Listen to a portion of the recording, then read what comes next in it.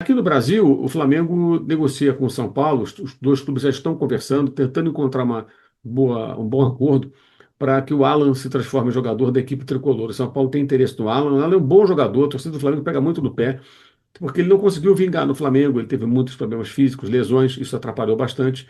É, e até é compreensível que o torcedor já esteja meio de saco cheio, mas ele não é um mau jogador, não é um volante de marcação, pegador, é um volante mais de interceptação de passe, circulação de bola, começar as jogadas. O nível do Flamengo para os jogadores do meio-campo subiu muito, ainda mais com as contratações do meio do ano. Saúl e Jorginho. Saúl vai ficar um tempo parado, vai fazer uma cirurgia. O Flamengo precisa de um outro jogador para compor ali aquele setor, ainda mais se o Alan também sair. Mas ainda não chegaram a um acordo, os clubes estão conversando. São Paulo vive uma crise política muito grande, uma crise institucional, com a possibilidade de impeachment do presidente Júlio Casares. E isso também atrapalha as conversas, porque tudo fica ali emperrado. O Flamengo, para negociar o Alan, ele quer garantias financeiras do São Paulo. O Flamengo decidiu há algum tempo que, para não tomar calote, como aconteceu aí já algumas vezes, só agora conseguiu resolver a situação do Thiago Maia com o Internacional, porque comprou um Vitão, né? E aí uma parte foi o perdão da dívida, 4 milhões e 700 aproximadamente de euros, e mais o valor que o Flamengo pagou, uns 5 milhões, totalizou aí perto de 10, 11 milhões de euros o Vitão. E é só assim que essa dívida foi equacionada. Então o Flamengo tomou uma decisão de não negociar mais com clubes aqui do Brasil, sem garantias realmente seguras, né? Ou evitar. Então o Flamengo tem uma boa relação com o São Paulo, está conversando com o Clube Paulista, mas quer garantias e o São Paulo está envolvido nessa confusão. Nisso tudo, o Flamengo não fala isso abertamente, mas fontes rubro-negras admitem que, de fato, como já foi dado por alguns companheiros a informação, o Flamengo quer o Marcos Antônio. Marcos Antônio é um jogador que foi o destaque do São Paulo na temporada passada. Ele, quando chegou ao São Paulo, o Flamengo também tentou contratar, ainda era a gestão anterior, né? A gente foi no ano retrasado isso. E o Marcos Antônio ele veio emprestado numa situação em que haveria um compromisso de compra se ele fizesse o número X de jogos. O São Paulo interessou-se pelo jogador, o Flamengo também, e o São Paulo exerceu a compra agora, recentemente, há pouco tempo, desse jogador definitivo. Esse compromisso de compra, ele dependia do quê? De um determinado número de participações. E o jogador achou mais interessante jogar no São Paulo, porque lá ele teria mais chance do que no Flamengo, onde a concorrência seria maior. Uma decisão até muito razoável. E o São Paulo comprou o jogador. A torcida não vai gostar nem um pouco se ele for embora do São Paulo, mas ele seria uma moeda de troca. Não sabemos se o São Paulo fará isso, vai negociar o Marcos Antônio depois do destaque que ele teve no ano passado. Se houver uma negociação, certamente o São Paulo vai pedir o Alan e mais uma compensação financeira, outro jogador, alguma coisa assim. Vejamos como vai ser. Mas como o São Paulo está em dificuldades financeiras, é possível que a negociação aconteça. O Flamengo tem, sim, interesse no jogador do São Paulo, no Marcos Antônio. E o São Paulo tem interesse no Alan. Mas hoje o Alan está nesse patamar e o Marcos Antônio está no patamar mais alto dentro do mercado por conta do comportamento dos dois jogadores na última temporada. Um foi muito bem, o outro teve lesões, jogou poucas partidas, tenta uma recuperação. Se sair do Flamengo para São Paulo, vai ser uma oportunidade do Alan, inclusive, tentar se recuperar aí no seu futebol. Então é isso. Existe essa possibilidade, os clubes estão conversando sobre o Alan inicialmente, mas não vão ficar, ninguém aqui vai ficar surpreso se porventura o Marcos Antônio entrar numa eventual negociação. O Flamengo admite a possibilidade de tentar tirar esse jogador de São Paulo, especialmente que saindo o Alan precisa de mais um volante, não terá o Saúl durante um tempo.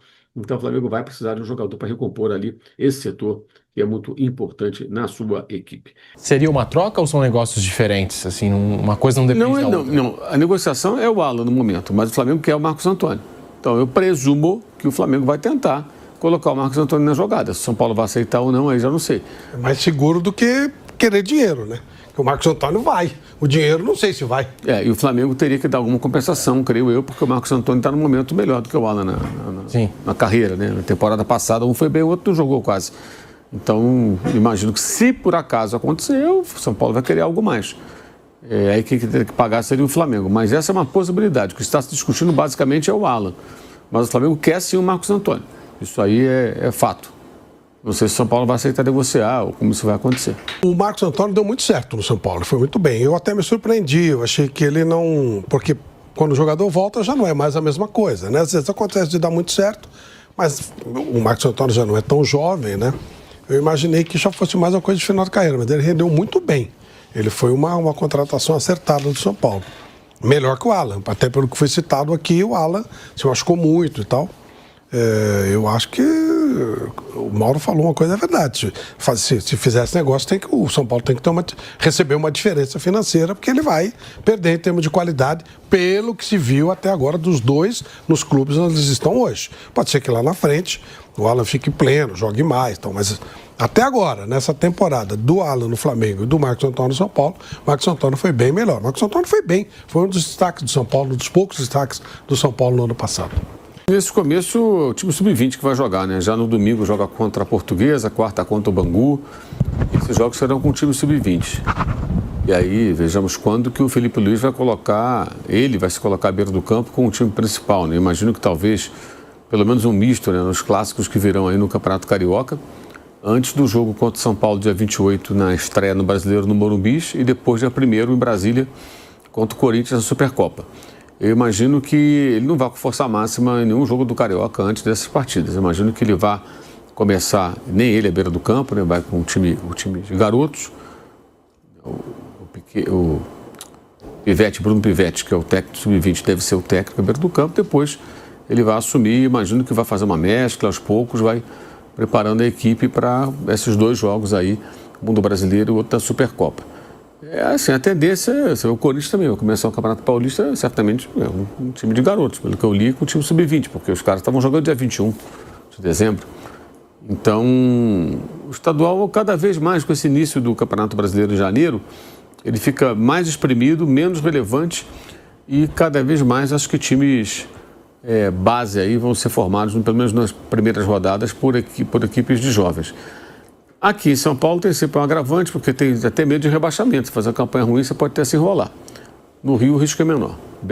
Não tem como jogar o campeonato estadual nesse início com o seu time principal. E lembrando que tem um fator bem importante, né, nesse ano, que o brasileiro vai começar dia 28 de janeiro. Então, o estadual, o Flamengo já há alguns anos ele vinha jogando os seus primeiros jogos de estadual com o sub-20.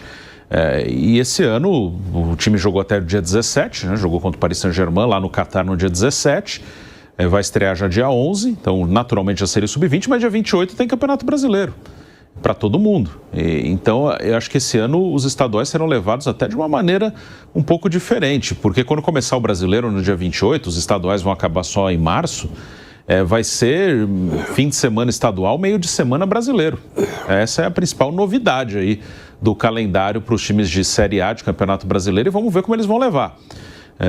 Do jeito que as coisas são meio malucas aqui, eu não duvido que numa reta final de estadual tenha time jogando estadual no fim de semana, num mata-mata com o time titular e meter reserva em rodada do Brasileiro no meio de semana. Não duvido que façam isso. Eu acho isso uma coisa muito absurda, mas eu não duvido que isso aconteça. Mas o Flamengo levou o brasileiro muito a sério no último ano e foi campeão. E imagino que vai ter a mesma estratégia nesse ano, levar o Campeonato Brasileiro como uma das suas prioridades. E dessa maneira, é um time que tem que estar minimamente preparado, né? Já que a pré-temporada não é a ideal, mesmo pensando no dia 28, nessa primeira rodada de brasileiro. Então, voltar nesse jogo dia 21 contra o Vasco pode ser uma boa, né? Você, 7 dias antes da estreia do brasileiro, você tem um jogo contra um time de Série A, um clássico carioca. Enquanto isso, você faz uma pré-temporada, joga contra o Vasco, que é importante que jogue pelo menos 1 ou 2 jogos antes de estrear no brasileiro. Mas acho que tudo tem que estar voltado para que no dia 28 de janeiro, primeira rodada do brasileiro, o time esteja na melhor condição possível nesse momento do ano. O Flamengo que disputou no último dia 17 a final do Intercontinental contra o Paris Saint-Germain e agora já no dia 21 tem essa possibilidade de encarar o Vasco da Gama com a força principal. E o Campeonato Brasileiro começando bem antes daquilo que a gente está acostumado, Flávio Prado. Vai ser até interessante saber aí o planejamento das equipes, porque os times estão aí nessa fase de retornar aos treinamentos, numa pré-temporada, tentando pegar no tranco, no ritmo, mas já tem Campeonato Brasileiro e os pontos são importantes logo de cara. Os pontos da última rodada são iguais aos da primeira, valem 3 pontos. O Flamengo tomou uma providência muito interessante. Ele nem colocou o time na Copa São Paulo, porque ele já deixou claro que o time do Campeonato Carioca é o time da Copa São Paulo, sub-20. É sub-20, né? Copa São Paulo, sub-20, né? Isso. Sub-20. E aí, eventualmente, ele vai colocar o time para você está assistindo o jogo do Vasco e tal, para fazer um treino, como se fosse um jogo treino e tal. Imagino que seja essa a filosofia e essa que tem que ser. Porque aí ele vai completar um mês de treinamento, que é o que tem que ser feito, até dá menos, né? Porque ele jogou, foi 21 de dezembro, o jogo contra o Paris Saint-Germain. Portanto, se ele vai estrear dia 20... Dia 17, foi Paris. 17. Aí teve um mês de férias, ele está voltando agora, vai ter um período muito curto. Então, mesmo para o Campeonato Brasileiro, o período está curto. Mas o Campeonato Brasileiro é outra coisa. Então, não vejo o menor sentido deles se preocupar com o Campeonato Carioca. E deixa os caras jogarem lá. E, de repente, com o Sub-20 ele até vai longe. Se não for, também que se dane. Não muda nada. E para começar minimamente bem o Campeonato Brasileiro, que é o que interessa, que é o que vale efetivamente. Daqui a pouco tem Libertadores também, aí a coisa engrossa ainda mais.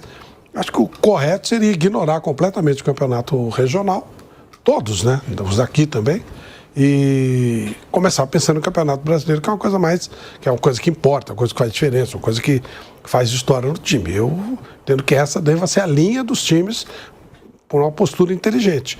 E acredito que o Flamengo vai fazer a mesma coisa. Felipe Luiz, quando ele assumiu, ele falou, né? Minha briga é pelo Campeonato Brasileiro. Ele falou já no ano passado. Imagino que não tenha mudado em absolutamente nada este tipo de raciocínio. E eles vão priorizar muito o Campeonato Brasileiro. Eventualmente faz jogo treino, um clássico, põe um time um pouco mais forte.